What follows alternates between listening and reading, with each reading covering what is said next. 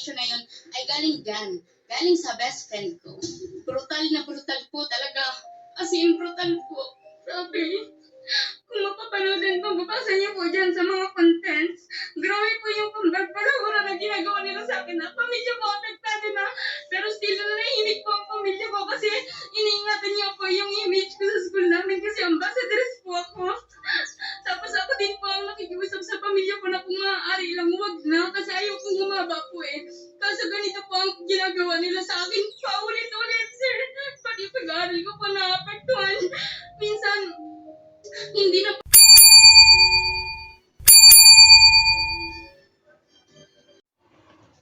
Sayang po, mga viewers ko. Dito naman po ako. Welcome po kayo sa aking YouTube channel, Randy Channel. Paki-subscribe, like and share and comment dito sa aking video upload. Comment ko sa video, okay? At hayaan nyo muna batiin ko kayo ng magandang umaga, magandang tanghali, magandang gabi sa inyo lahat. Luzon, Visayas, Mindanao, maging sa ibang bansa ng mga OFW natin. Sana po nasa mabuti yung kalagayan at malayo sa karagdagan. Okay? Tuloy tayo. Ito yung aking pangalawang comment doon sa kay Bunso Midit sa kanyang pagrereklamo doon sa stasyon ni Senator Rapi Tulfo diyan sa RTIA, mga viewers ko. Na talagang sukdulan na talaga yung galit ni Bunso Midit dito sa mga tao ng babalahura, ngunit ang unang kanyang nireklamo ay ang kanyang matalik na kaibigan, kung saan matalik na kaibigan pa niya ang unang-unang sumisira sa kanya. Na ayon sa kanya, doon sa napakinggan kong upload sa reklamo niya kay Senator Rapi Tulfo, na lahat ng yung ibang mga picture ini-edit, tapos yung ibang mga conversation ng mga privacy ay pinagkukuha niya nitong kaibigan niya at sinesend doon sa isang reactor na ngayon ay umatras bilang testigo sana ni Midit. Bilang testigo sana. Pero ayon naman kay Senator Rapi Tulfo, gusto niya sana pag-ayusin yung dalawa, pero desidido na si Bunso Midit na kasuhan itong kanyang matalik na kaibigan na 4 years na sila magkaibigan kasi talagang sukdula na talaga, sobra-sobra na, talagang napaiyak pa si Bunso Midit dito kay Senator Rapi Tulfo. Dahil sa sobrang galit niya, hindi mapapaiyak si Bunso Midit, mga viewers ko, kung hindi sobrang-sobra ng pamamahiya dito sa social media sa kanya ng kanyang matalik na kaibigan. Ito ay masasabi natin, mga viewers ko, si Bunso Midit, mabuting kaibigan. Ngunit, masamang kaaway. Di ba, mga viewers ko? Mabuting kaibigan si Bunso Midit, ngunit masamang kaaway. Isipin mo, yung mga viewers. Magkaibigan pa. Tapos yung kaibigan mo, yung pinagkakatiwalaan mo lahat. 4 years kayo magkaibigan, ang tagal yung pinagsamahan. Tapos gaganunin ka na iyong kaibigan. Ang masaklap dito pa sa social media. Kasi binibigay pa doon sa isang reactor. Tapos itong reactor, sige ng sige, bira ng bira kay Bunso Midit. Bagamat kahit na sasaktan ang damdamin ni Bunso Midit, talagang binibira itong reactor na to. At hindi na nakatiis si Bunso Midit. Kinuha niya yung mga ebidensya. At yun nga, nareklamo niya na itong matalik niyang kaibigan, na matagal na sila magkaibigan. Na gano'n nangyari. At hinahamon pa niya si Bunso Midit kahit sa ang korte, haharapin siya pa nagsampa ng kaso si Bunso. Di ba? Ang lupit, matlupit itong magkaibigan na to. Malupit itong magkaibigan na to. Talagang, ako na talaga, sukdula na ang galit sa isa't isa bilang magkaibigan. So, nasira ang kanilang pagiging magkaibigan ang dahil lang sa social media, ang dahil lang sa paninira ng matalik niyang kaibigan. Yung kaibigan ni Bunso Midit, nasira ang pagtitiwala niya doon sa matalik niyang kaibigan. Kaya, mayroon talaga. Yan ay lesson learned din yan sa mga tao na masyadong tiwala sa mga kaibigan nila. Kung masyadong magtitiwala, sa panahon ngayon, Masyado magtitiwala. Lalo-lalo pagdating sa pera. Pagdating sa pera, magkaibigan, masisira pagdating sa pera. Lalo na kung nangungutay kaibigan mo, tapos pagdating na isingilin mo na, hindi ka nakilala, aawayin ka pa. Di ba mga viewers ko? Aawayin ka pa. Nga, pag nag-away na kayo, quits na kayo. Inaway ka eh. Kapag nagsalita ka pa ng hindi magaganda salita, tapos ikaw pa didimanda. Pag minamalas-malas, ikaw pa didimanda. Di ba? Mga viewers ko. Kahit sa pamilya, nakakasiraan dahil sa pera din minsan. Magkaibigan pa kaya? Na hindi naman kayo magkano-ano? Di ba? Di kayo magkasiraan? So, ganon. Ito mga viewers ko, napag ko talaga itong buong buo, itong reklamo ni Midit diyan kay Senator Rapi Tulfo sa kanyang istasyon, sa kanyang programa sa Rapi Tulfo in Action. Napanood kong buong buo, mga viewers. Ito panoorin natin, pakinggan natin yung sagutan nila ng kanyang matalik na kaibigan na si Christine Joy, itong si Busumidit at si Christine Joy, at yung nangaral ni Senator Rapi Tulfo, ang pagtatanong ni Senator Rapi Tulfo na hanggat maaari gusto niya pag-ayusin, total para sa mga nagkasala, para sa mga sila nagkasiraan dito sa social media. Gusto ni Senator Rapi Tulfo pag-ayusin yung dalawa. Pero talagang matigas ito Busumidit. Talagang sukdulan ang galit. Ito pakinggan natin mga viewers ko. Information na yun ay galing dyan. Galing sa best friend ko. Brutal na brutal po talaga. As in, brutal po. Grabe. Kung mapapanoodin po, mabasa niyo po dyan sa mga contents. Grabe po yung pagpalahura na ginagawa nila sa akin na pamilya ko apektado na. Pero still na nahimik po ang pamilya ko kasi iniingatan niyo po yung image ko sa school namin kasi ambassadors po ako. Tapos ako din po ang nakikiusap sa pamilya ko na kung maaari lang wag na kasi ayaw kong humaba po eh. Kaso ganito po ang ginagawa nila sa akin paulit-ulit sir. Pati pag-aaral ko po naapektuhan. Minsan, hindi na po ako makabangon kasi iniisip ko, especially po during nung time na nagpo-post siya. Grabe po yun. Kasi magpo-post po siya madaling araw, sir. Tapos, lahat yun, iniisip ko na, baka ano naman kaya ang ipopost niya, ano na naman kaya ang pagkakamali ko noon, ang babalik-balikan niya. Medic, magandang hapon po. Good afternoon po, Sir Rafi. Well, kaso cyber libel po yan, kung gusto po na natin. Sige po, pag-kwento po ma. Yes po, sir. Nangyari po ito nung April pa. Tapos hanggang ngayon po, wala pa din pong tigil. So, student po kasi ako sa Bicol. Student, vlogger po. Small vlogger po. Small content creator. And yun, nag-start po lahat doon sa best friend ko. Nagkaroon po kami ng misunderstanding. Nung Ano po paninira mga ginagawa po sa inyo? kinakalat po yung mga privacy ko, sir. Yung mga picture ko, tapos ginagamit yung past mistakes ko laban sa akin ngayon. Ano po mga pictures po na pinupost niyo? Kasama po yung ex ko. Nakakaya nga po kasi hindi naman na dapat madadamay pa. Okay, so may caption mo ba pag pinupost na po yung picture niyo? Yes po, may mga captions po. And yung mga una niya pong post is nakapangalan po sa akin. Tapos yung mga picture po na pinost niya, inedit niya.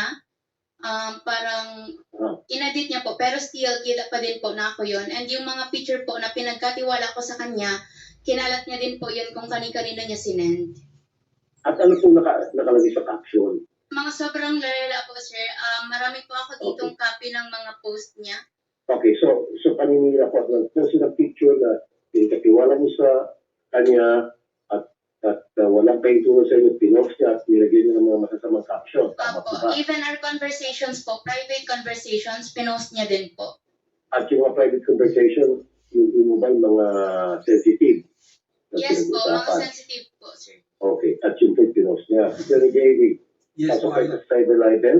Idol, pag ang mga ipinost po laban dito kay Ma'am Medit Barcelonia, mga paninira sa kanyang puri, sa kanyang reputasyon at sa kanyang pong pangalan at ginawa po ito online, ito po ay pwedeng magresulta sa pagkakaso po ng tinatawag na cyber libel.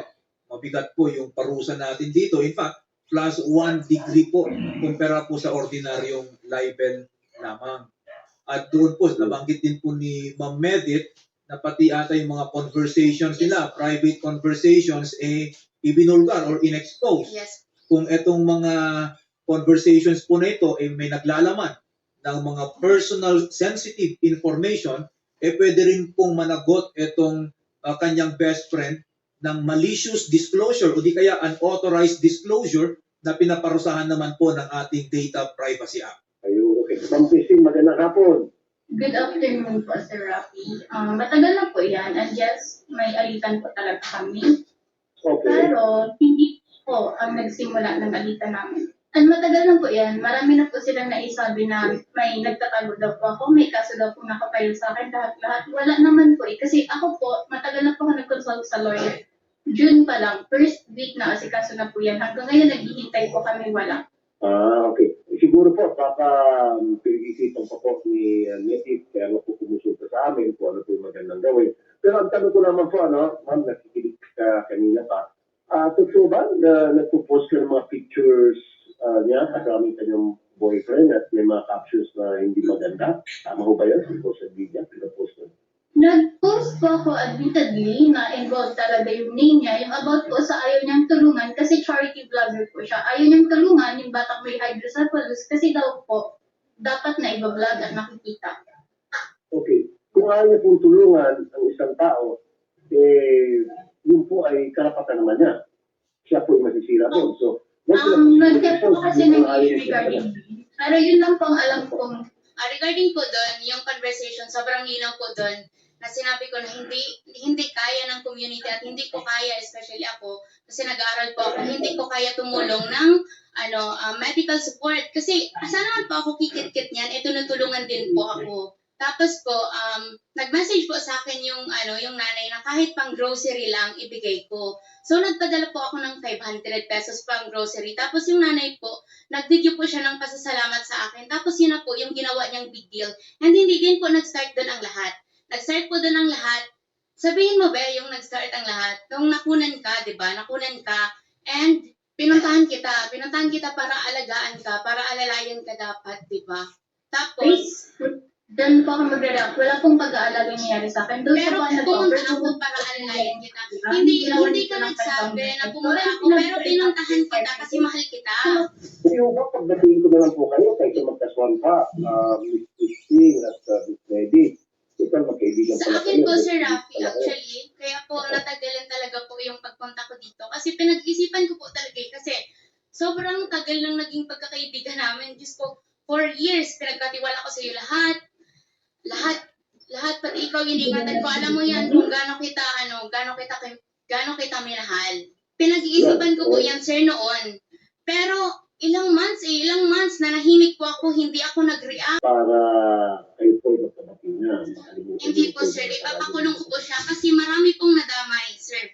Ang dami niyang dinamay ng mga tao. Pati yung hanggang ngayon po, may isang content creator na hanggang ngayon kinokontent ako at kung ano-anong masasamang sinasabi sa akin. And yung mga information na yun ay galing sa best friend ko.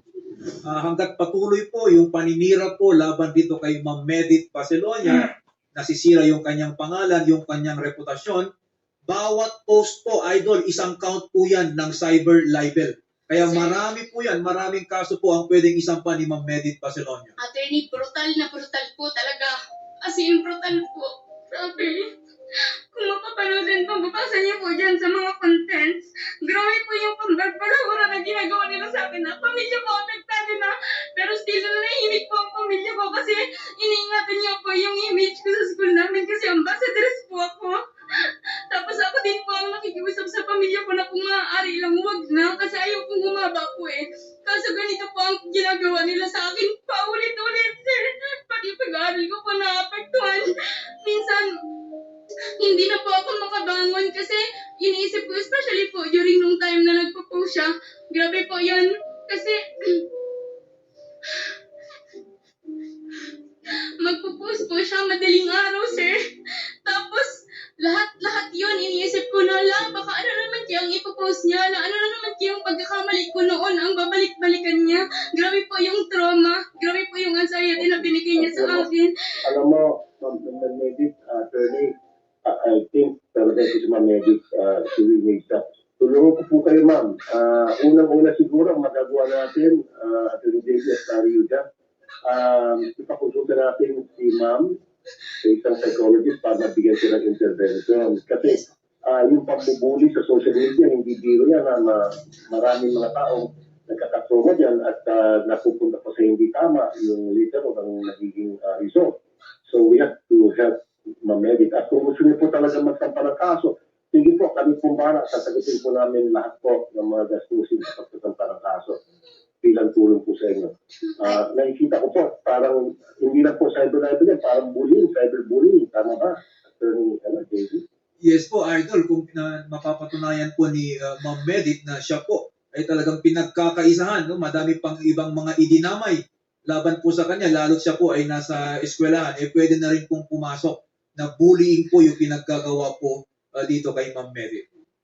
So pwede pagsabayin nga yung sa bullying at saka sa cyber-libel? Yes po, Idol, pwede po yan. Patong po na kaso, bullying, libel, kasama na rin po yung violation of the Data Privacy Act. So Ms. Christine, kung ako po sa inyo, baka pwede pong pakitigil na muna at pakisabihan ko lahat ng mga kaibigan ninyo na nambubuli po kay Ma'am Medit, itigil na po muna dahil babalikan po kayo ng batas at kami po ang mismo tutulong kay Ma'am Medit para sa pinakuha ng justisya.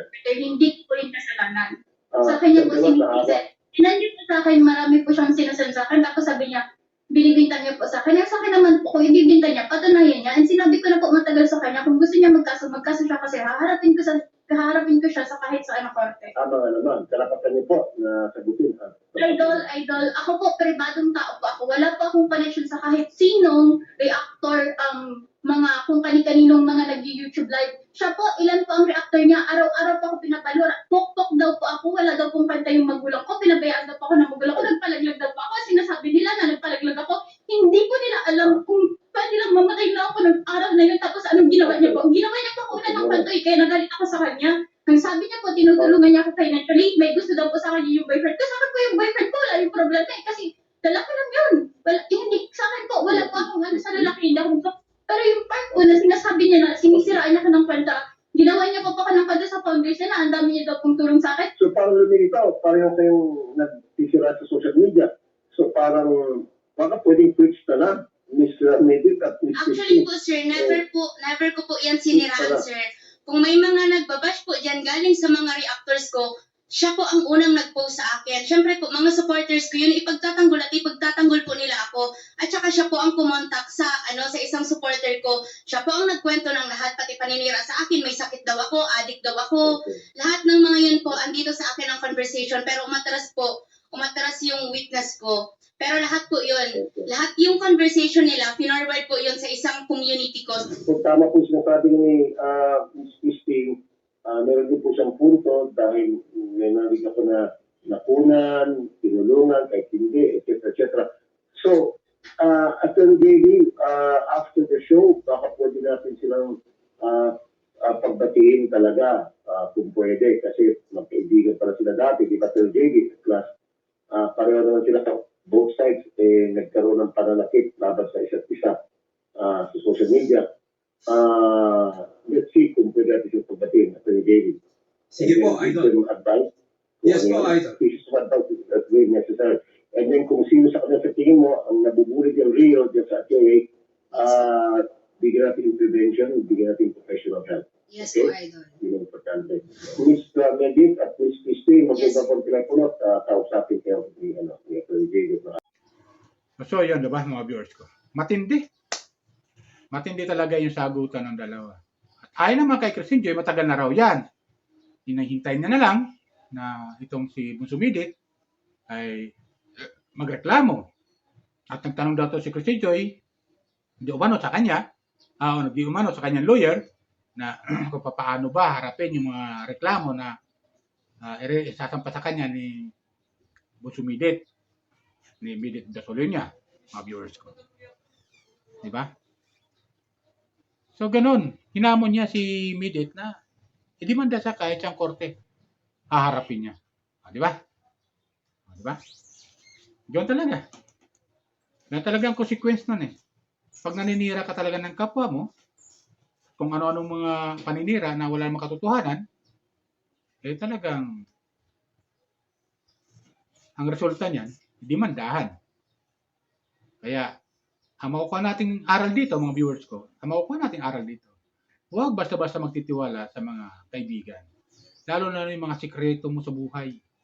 Huwag mo ikikwento sa kanya, kasi maaaring gamitin niya laban sa'yo pagdating ng araw. Lalo-lalo na kung itong kaibigan mo may kailangan sa'yo, tapos di mo pagbigyan, sasama ng loob niya sa'yo na, mga viewers ko.